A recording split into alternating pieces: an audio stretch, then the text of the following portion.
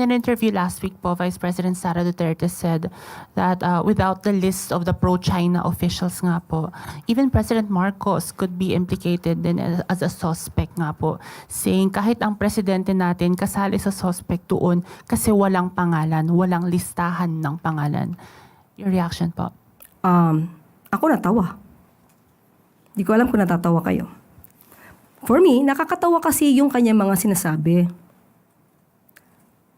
Unang-una, nakita po natin kung paano ipaglaban ng Pangulo ang interes ng bansang Pilipinas at interes ng ating mga kababayan.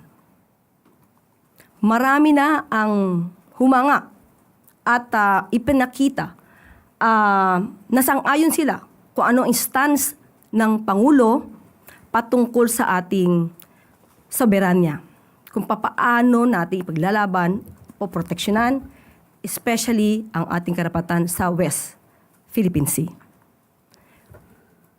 Ang nakakapagtaka ay wala namang binanggit si Secretary Gibo kung sino yung mga opisyal na kung kayo ay hindi sang-ayon sa interes ng Pilipinas patungkol sa West Philippine Sea, ay kayo mag-resign.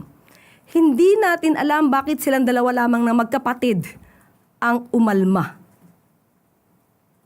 Minsan kasi pagka ikaw ay natutumbok, kahit hindi ka pinangangalanan, most probably ikaw ay nagre-react.